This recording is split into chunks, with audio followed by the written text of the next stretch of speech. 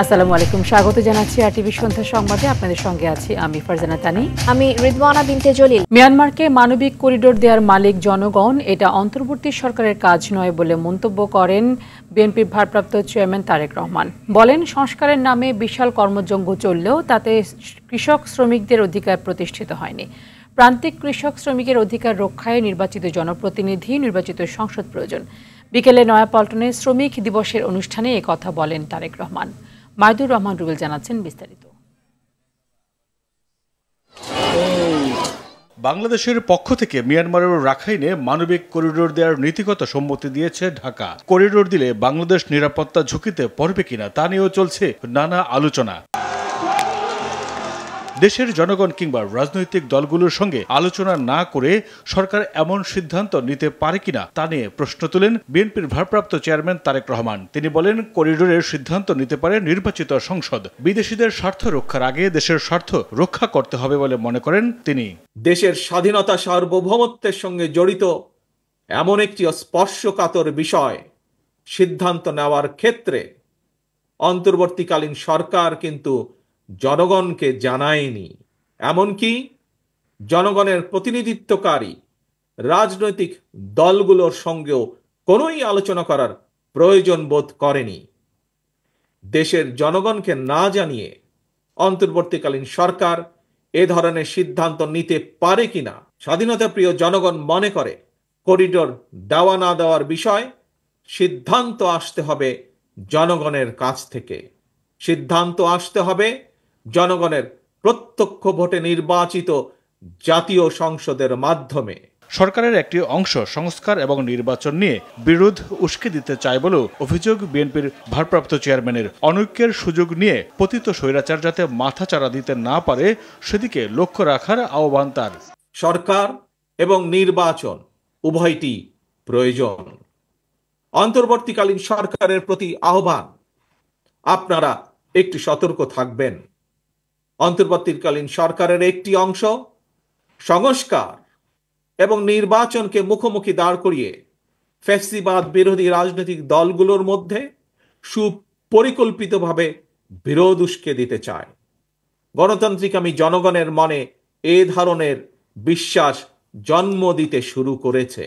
প্রান্তিক কৃষক শ্রমিকের অধিকার রক্ষায় নির্বাচিত জনপ্রতিনিধি, নির্বাচিত সংসদ প্রয়োজন বলে মনে করেন তিনি।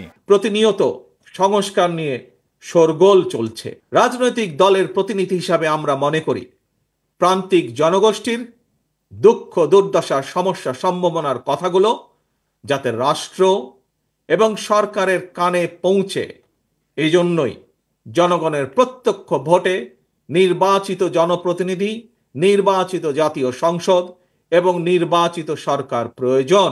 তারেক রহমান বলেন, শ্রমজীবীদের কঠোর পরিশ্রম ছাড়া দেশ এগিয়ে যেতে পারে না। শ্রমিকদের শ্রমে ঘামে নির্মিত হয় দেশের উন্নয়ন কাঠামো। মাইদুর রহমান রুবেল, আরটিভি, ঢাকা। যেসব সংস্কারের বিষয়ে রাজনৈতিক দলগুলো একমত তা বাস্তবায়ন করে দ্রুত নির্বাচনের দাবি জানিয়েছেন বিএনপির মহাসচিব মির্জা ফখরুল ইসলাম আলমগীর। বিকেলে নয়াপল্টনে দলীয় কার্যালয়ের সামনে মে দিবসে শ্রমিক দলের বিশাল সমাবেশে এ দাবি জানান তিনি। রুদ্র রফিকের রিপোর্ট। মে দিবস দিচ্ছে ডাক, বৈষম্য নিপাত যাক, এমন স্লোগানে নয়াপল্টনে শ্রমিক সমাবেশের আয়োজন করে জাতীয়তাবাদী শ্রমিক দল। ভোটাধিকার সহ খুনি হাসিনার বিচারের দাবিতে স্লোগান দিয়ে জড়ো হতে থাকে ঢাকা মহানগর সহ আশপাশের জেলার নেতাকর্মীরা। সমাবেশ শুরুর আগেই জনসমুদ্রে রূপ নেয় নয়াপল্টন এলাকা। বিএনপি নেতারা ডিসেম্বরের মধ্যে সুষ্ঠু নির্বাচন আয়োজনের মাধ্যমে শ্রমিকদের ভোটাধিকার নিশ্চিত করার আহ্বান জানান। যেই করিডোরে বাংলাদেশের কোনো উপকার হবে না, শুধুমাত্র ক্ষতি হবে, এমন কোন করিডোর আমাদের প্রয়োজন আছে বলে আমরা মনে করি না।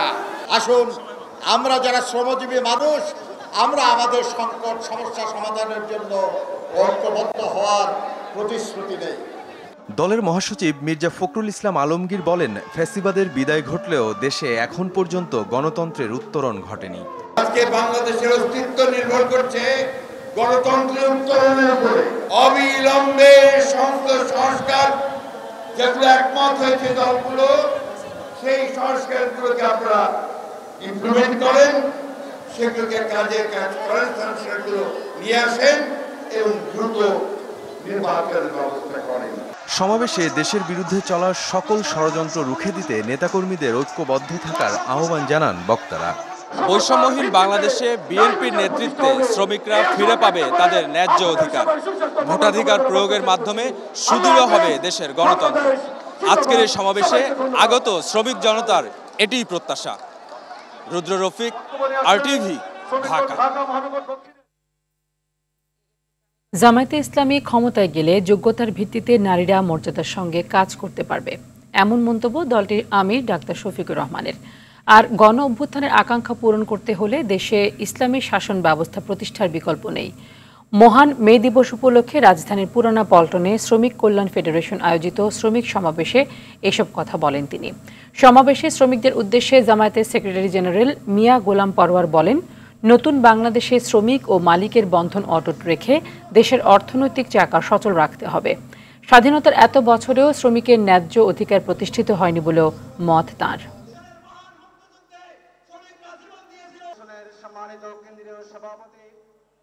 আল্লাহর নবীর প্রণীত ইসলামী শ্রমনীতি কায়েম হবে, কিন্তু মনে রাখবেন ইসলামী সমাজ, ইসলামের কল্যাণ রাষ্ট্র কায়েম না হলে ইসলামী শ্রমনীতি কায়েম হবে না। কি বলেন, ঠিক কিনা? আমরা আমাদের এই বোনদেরকে নিশ্চয়তা দিচ্ছি, তারা তাদের যোগ্যতা এবং পছন্দ অনুযায়ী কর্মক্ষেত্রে কাজ করবেন। এখন তাদের কোনো সম্মান নাই, তাদের কোনো মর্যাদা নাই এবং তাদের কোনো নিরাপত্তা নাই। সেই রাষ্ট্রে ইনশাআল্লাহ তাদের মর্যাদা আমরা কায়েম করব, তাদের নিরাপত্তাও নিশ্চিত করা হবে ইনশাআল্লাহ। আগামী নির্বাচনের আগেই প্রবাসী শ্রমিকদের ভোটাধিকার নিশ্চিত করার দাবি জানিয়েছেন জাতীয় নাগরিক পার্টির মুখ্য সংগঠক হাসনাত আব্দুল্লাহ। রাজধানীর বাংলা মোটরে মে দিবসের আলোচনায় তিনি এই দাবি জানান। তিনি বলেন, নির্বাচনে প্রবাসী শ্রমিকদের মতামত না নেওয়া বৈষম্যের শামিল। আর এ সময় সংগঠনের আহ্বায়ক নাসির উদ্দিন পাটোয়ারি বলেন, মালিক শ্রমিকদের সম্পর্ক ন্যায্যতার ভিত্তিতে দৃঢ় হতে হবে।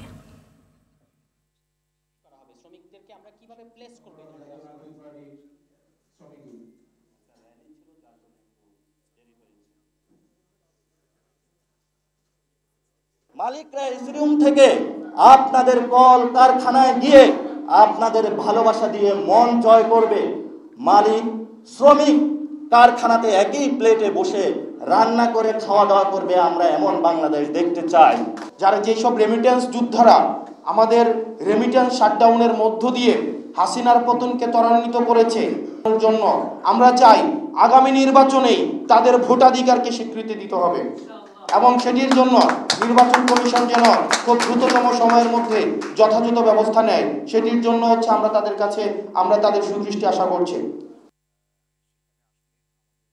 শ্রমিকদের অবস্থান আগের মতো থাকলে জুলাই অভ্যুত্থানের কাঙ্ক্ষিত নতুন বাংলাদেশ গড়া সম্ভব নয়, এই মন্তব্য করেছেন প্রধান উপদেষ্টা ডক্টর মোহাম্মদ ইউনূস। এজন্য শ্রম সংস্কার কমিশনের সুপারিশ বাস্তবায়নের আশ্বাস দেন তিনি। আহ্বান জানান শ্রমিক মালিকদের মধ্যে ঐক্য, পারস্পরিক শ্রদ্ধা ও আস্থার পরিবেশ সুদৃঢ় করার। মহান মে দিবস ও জাতীয় পেশাগত স্বাস্থ্য ও সেফটি দিবসের আলোচনায় তিনি এসব কথা বলেন। আরও জানাচ্ছেন জাহিদ রহমান। শ্রমিক মালিক এক হয়ে গর্ব এ দেশ নতুন করে প্রতিপাদ্যে পালিত হচ্ছে মহান মে দিবস। একই সঙ্গে শ্রম ও কর্মসংস্থান মন্ত্রণালয়ের উদ্যোগে পালিত হচ্ছে জাতীয় পেশাগত স্বাস্থ্য ও সেফটি দিবস 2025। রাজধানীর চীন মৈত্রী সম্মেলন কেন্দ্রে আয়োজিত আলোচনায় শ্রমিকদের অধিকার নিশ্চিতে গুরুত্ব দেন প্রধান উপদেষ্টা ডক্টর মোহাম্মদ ইউনূস। অভ্যুত্থানের কনটেক্সটে পহেলা মে আবার নতুন বার্তা নিয়ে আমাদের কাছে আসলো। দেশকে এগিয়ে নিতে শ্রমিক ও মালিকদের গুরুত্ব অপরিসীম উল্লেখ করে প্রধান উপদেষ্টা বলেন, একটি জাতির অগ্রগতির মূলে থাকে পরিশ্রম ও দায়িত্বশীলতা। সকল পক্ষকে নিয়ে সকল পক্ষের অংশীদারিত্বে এই কমিশনের রিপোর্ট রচনা হয়েছে। যেসব সুপারিশ করেছেন এটুকু যদি আমরা বাস্তবায়ন করতে পারি তাহলে নতুন বাংলাদেশের ভিত্তি রচনা হয়ে গেল। আমরা গৌরবান্বিত হয়ে বলতে পারবো। তিনি বলেন, ছাত্র শ্রমিক জনতার অবদানে পাওয়া নতুন বাংলাদেশ গড়ার এই বিশাল সুযোগ শ্রমিকের অধিকার রক্ষা ছাড়া সম্ভব নয়। ছাত্র শ্রমিক এবং জনগণের অভ্যুত্থানের মাধ্যমে যেটা আকাঙ্ক্ষা সৃষ্টি হয়েছে, নতুন বাংলাদেশ হবে না যদি শ্রমিকদের অবস্থা পুরনো বাংলাদেশের মতো থেকে যায়।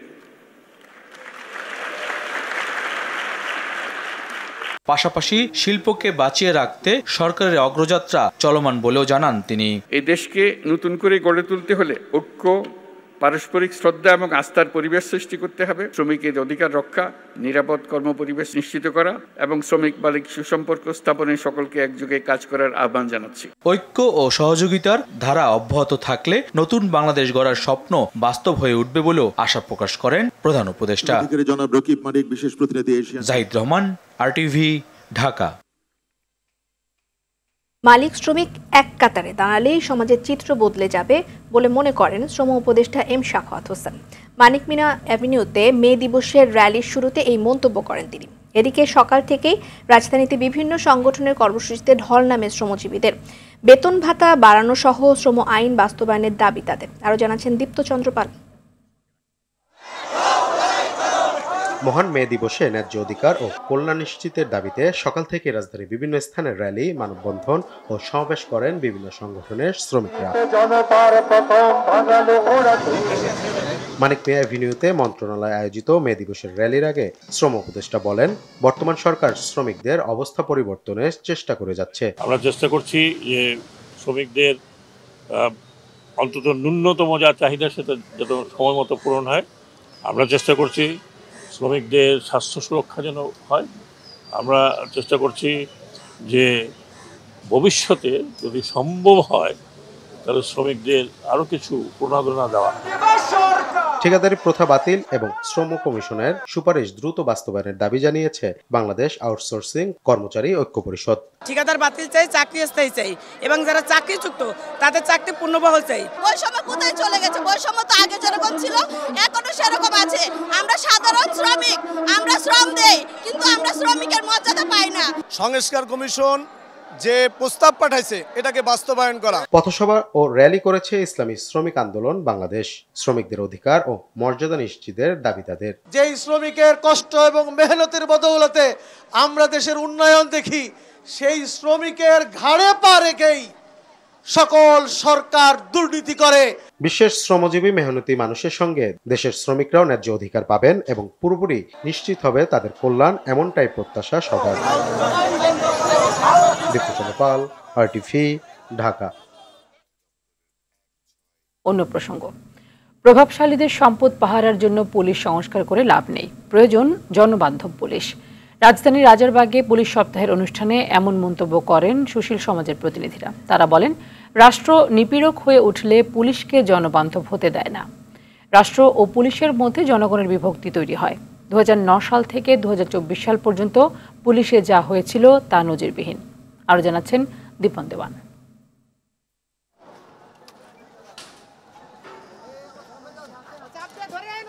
জীবন ও সম্পদের নিরাপত্তা বিধান করাই পুলিশের প্রধান কাজ, অথচ পুলিশ সবসময় ব্যবহৃত হয়েছে রাজনৈতিক স্বার্থে, ফলে ব্যাহত হয়েছে নাগরিক সেবা। এমন প্রেক্ষাপটে পুলিশ সপ্তাহ উদযাপনে রাজধানীর রাজারবাগ পুলিশ লাইন্সে নাগরিক ভাবনায় জনতার পুলিশ, নিরাপত্তা ও আস্থার বন্ধন শীর্ষক মত বিনিময় সভার আয়োজন করে বাংলাদেশ পুলিশ।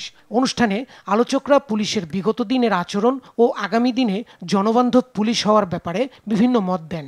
এই ধন সম্পদ এবং অবৈধভাবে অর্জিত সম্পদ, প্রিমিটিভ অ্যাকিউমুলেশন অফ ক্যাপিটাল রক্ষা করার জন্য পুলিশকে কাজে লাগাচ্ছেন, সেটার উপরে কোনো হাত না দিয়ে, কোনো সংস্কার না করে, অল্টারনেটিভস টু দ্য পুলিশ না খুঁজে, মানে অল্টারনেটিভ টু দ্য পুলিশ হচ্ছে পিপল, জনগণ, আপনি তো কোনো সমস্যার সমাধান করতে পারবেন না। রাষ্ট্র যখন নিপীড়নমূলক হয়ে ওঠে তখন পুলিশকে আর জনতার পুলিশ হয়ে উঠতে দেয় না।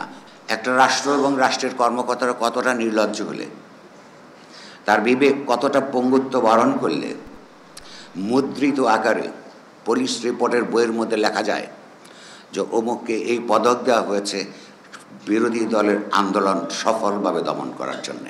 আপনারা পলিটিক্যাল ইনফ্লুয়েন্স থেকে দূরে থাকা এবং জনগণের পাশে থাকার জন্য নিজেদের লড়াইটা চালাবেন। শাসকের পক্ষে অন্ধভাবে গেলে কি হতে পারে, 5 অগাস্ট মনে হয় সেটা শেষ পর্যন্ত প্রমাণ করেছে। অনুষ্ঠানে পুলিশ সদস্যদের উদ্দেশ্যে সাবেক আইজিপি বলেন, দলবাজি নয়, দেশের প্রয়োজনে চাকরি করতে হবে। আর আওয়ামী লীগ আমলে তো পার্টনারশিপ নিয়ে ঢাক ঢোল পিটায়, পার্টনারশিপ কার সঙ্গে? পুলিশ বনাম আওয়ামী লীগ, ছাত্রলীগ, যুবলীগ, স্বেচ্ছাসেবক লীগ, এটা তো পার্টনারশিপ না। This is not public. Real public হতে হবে, রিয়েল পাবলিক হতে হবে। পাবলিক মিনস পাবলিক, রাজনৈতিক নেতৃবৃন্দ পুলিশকে যথাযথভাবে পেশাগত করতে চাননি। আমরা কার জন্য চাচ্ছি আর কি, জনগণের জন্য চাচ্ছি। তো আসলে আমরা যে পুরনো কথাগুলো বলি যে পুলিশ রেগুলেশন সেগুলো পুরনো, ওগুলোর মধ্যে কিন্তু অনেক ভালো ভালো কথাবার্তা আছে। পুলিশকে জনবান্ধব হতে হলে জনগণের ভাষা বুঝতে হবে বলেও মন্তব্য করেন আলোচকরা। বলে গেলেন যে ইন্ডাস্ট্রিয়াল পুলিশের কথা। দীপন দেওয়ান, আর টিভি, ঢাকা। চট্টগ্রামে আনোয়ারায় পাহাড় ধসে 2 শিশুর মৃত্যু হয়েছে। এ ঘটনায় গুরুতর আহত হয়েছেন আরও 2 জন। সকালে আনোয়ারার KEPZ এর পুরাতন ইটের টিলা এলাকায় এই ঘটনাটি ঘটে। আনোয়ারা উপজেলা নির্বাহী কর্মকর্তা তহমিনা আক্তার জানিয়েছেন, 4 বন্ধু পাহাড়ে পাখি ধরতে গিয়ে নরম মাটিতে পা দিলে নিচে পড়ে যান। এ সময় পাহাড়ে মাটি চাপায় ঘটনাস্থলেই 2 জন নিহত হন। নিহতরা হলেন উপজেলার রোহান এবং মিসবাহ। এদিকে মেহেরপুরে নির্মাণাধীন ড্রেনের পাশের দোকান ধসে এক ভিক্ষুক নিহত হয়েছেন। গেল রাতে গাংনী পৌরসভার ড্রেনের পাশের দোকানের বারান্দায় শুয়ে থাকা অবস্থায় দোকানটি ধসে পড়ে। এতে আমজাদ হোসেন নিহত হন এবং আহত হন তার স্ত্রী।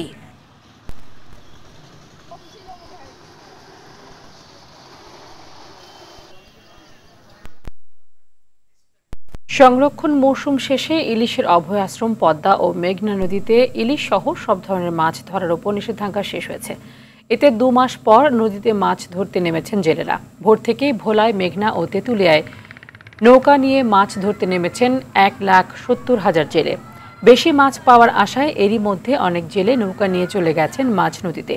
ভোলার মৎস্য কর্মকর্তা বিশ্বজিৎ দেব জানিয়েছেন, ভোলার মেঘনা ও তেঁতুলিয়া নদীর 190 কিলোমিটার এলাকাকে ইলিশের অভয় আশ্রম ঘোষণা করায় এই জেলার জেলেরা নদীতে নামতে পারেননি 2 মাস।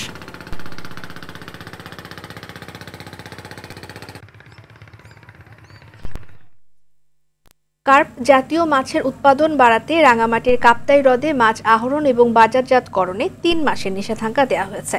বুধবার মধ্যরাত থেকে 31 জুলাই পর্যন্ত এই 3 মাস হ্রদে সকল প্রকার মাছ আহরণ, মাছ সংরক্ষণ, বাজারজাত বন্ধ থাকবে। একই সঙ্গে বন্ধ থাকবে স্থানীয় বরফ কলগুলো। 3 মাসের নিষেধাজ্ঞার শেষেও যদি হ্রদে মাছ আহরণের উপযোগী পানি সংরক্ষিত না হয়, সেক্ষেত্রে নিষেধাজ্ঞার সময় বর্ধিত হতে পারে বলে জানিয়েছে প্রশাসন। আর নিষেধাজ্ঞা মানাতে ভ্রাম্যমাণ আদালতের অভিযান পরিচালনা করা হবে।